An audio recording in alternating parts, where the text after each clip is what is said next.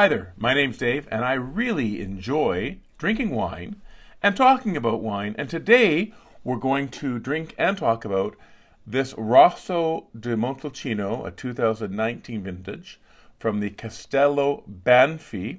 And this is an Italian red that I purchased at Everything Wine for about $32. Rosso di Montalcino is located in Siena, in Tuscany, surrounding the town of Montalcino. So the region is named after the town. This wine, this Rosso di Montalcino, is referred to as Baby Brunello. Now, Brunello di Montalcino is also grown in the exact same area and is one of the best regions and some of the best wines in Italy and some of the most expensive wines. So a Brunello from the BCLB can start around $60 to well over $100, even $200. Brunello di Montalcino is actually a clone of Sangiovese, and they took them a while to figure out that it was actually the same grape as Sangiovese. So the history of this region starts with Brunello. It was made back as far as the 14th century. It was praised by a Marchese, which is a royal title in Italy, in 1831. And since then, it has won countless prizes and was actually quite rare, though, until the 1970s and 1980s. The climate in Montalcino is very warm and dry, the warmest and driest of all of Tuscany. And south-facing slopes, of course, in the northern hemisphere, make more powerful wines than the north-facing slopes, although they make wines from grapes from both slopes and sometimes blend them. So this is Rosso di Montalcino, and Rosso is like the second wine of Brunello. It's also made with a clone of Sangiovese. Rosso is made from younger vines, or vines that catch less sun, but are the same grapes in the same region as Brunello. Also, Rosso di Montalcino wines do not require the same aging that Brunello does. They're actually ready to go fairly quickly. So as far as the wines of Montalcino, there are four different varieties. There's your Moscadello di Montalcino, which are white Muscat Blanc wines. There are your Sant'Antimo wines, which are a variety of either red or white, and there's no aging requirement. There's Rosso di Montalcino, which is this one, which has to be 100% Sangiovese and at least 1 year of aging. This has had 4 years of aging. And then there's Brunello di Montalcino, which is the DOCG. It's 100% Sangiovese, 2 years of oak aging. The Normale includes 5 years of total aging, while the Reserva, and we've spoken about this before, how Reserva actually means something in Italy, the Reserva requires 6 years at least of total aging. This wine, the Rosso di Montalcino, was once called Vermiglio, which means vermilion in Italian. The Banfi winery was founded in 1978, and they make wines in Tuscany, Piedmont, and Chianti.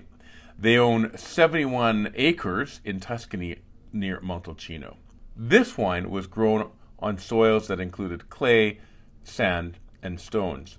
It was fermented in stainless steel tanks and then aged in French oak casks of 6,000 to 9,000 liters and French barriques of 350 liters for 3 to 6 months. Wine Searcher says drink through 2024 for the 2019 vintage. So let's crack this one open and try it, because it's time to taste a 2019 Castello Banfi Rosso di Montalcino. All right.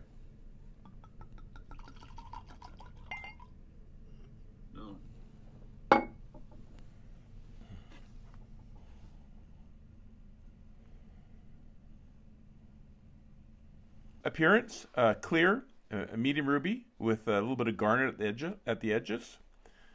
Nose, clean, medium intensity.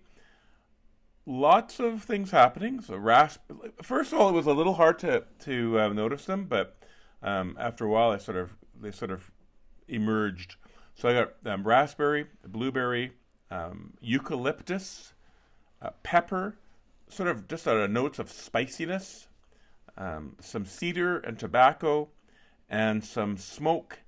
Well, there's just an overall sort of something spicy in it, and I couldn't particularly think what it was, but there's a sort of a spiciness in my nose that is quite nice, actually. Let's taste.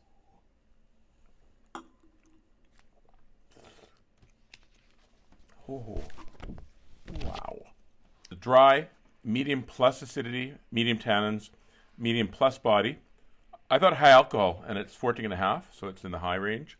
A medium plus intensity of flavor, and a medium plus finish. Like, I love the finish of it. Drink it, and sort of a nice taste afterwards. It's sort of like herbally and spicy at the same time. I really enjoyed that. So raspberry, then I got plum and cherry instead of the blueberry this time. Eucalyptus again, tobacco and cedar again, and certainly the pepper. The pepper, I really could taste the pepper on the palate. I thought it was balanced. The length was good. It was intense, and it was complex. And food friendly. Oh yeah, I mean, I guess like most Italian wines, they're food friendly. I rated it as very good. It's a very nice wine, so I enjoyed this one. This tastes different than my regular Chiantis you have, right? This has I don't know, it's a deeper taste to it. I quite like this.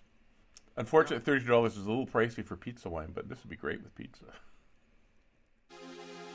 If you are looking to book a wine tour of the Okanagan for this summer, and you're interested in a customizable, flexible, and completely private wine tour with a wine expert in the comfort of your own vehicle, please check out the link below in the comments.